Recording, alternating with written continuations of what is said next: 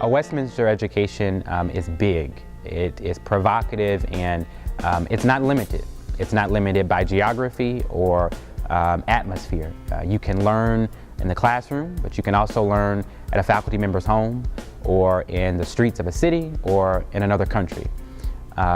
It's comprehensive, and it allows you the opportunity to develop not only your intellectual capacities, but also your social capacities, your mental, emotional understandings of different cultures, of different peoples. And that's what makes Westminster unique.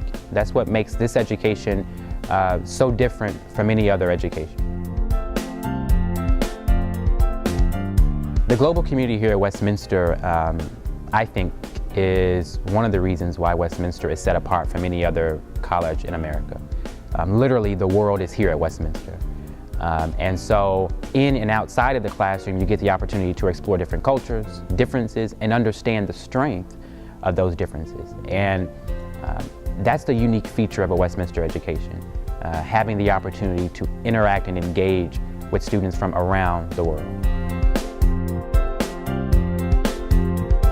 Westminster brings world leaders to campus, and as a student, you get the opportunity to take part in that. Since I've been here, I've dined and conversed with people like Secretary James Baker, Robert Kennedy, and many, many others. And for me as a student, coming to college and having these experiences do more for me than I could have ever imagined, particularly as a political science major. To ask a Secretary of State a question about foreign policy, both now and past, enriches your education, but it also gives you experiences beyond the classroom. The conversations are rich and full, and that's what makes Westminster's education so comprehensive and so much more than book learning. And so that's one of the neat features about a Westminster education. In many ways, Westminster has prepared me to change the world. Here in my local community, but also in other countries or throughout this country. So Projects for Peace allowed me the opportunity to travel to Ethiopia, the capital city, in Addis Ababa, with two of my good friends here at Westminster, and we traveled there to build a library, a children's library for young kids there in the city. For me, that project took on a huge meaning.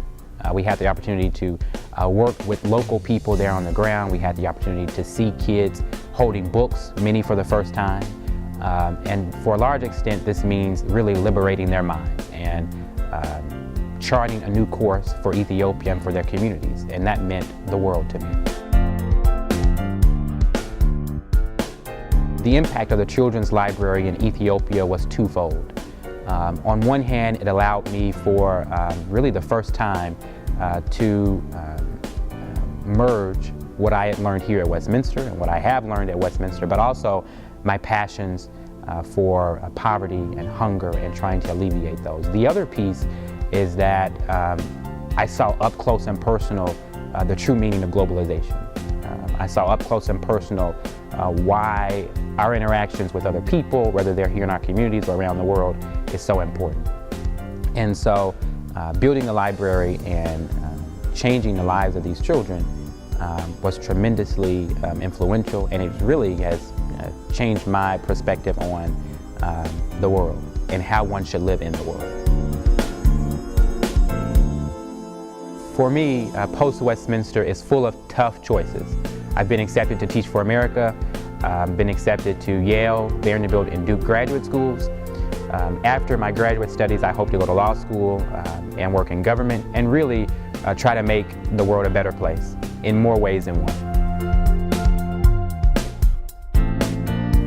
My Westminster experience has been incredible. It was made possible through the generous gifts to the Westminster Fund. Thank you for your support.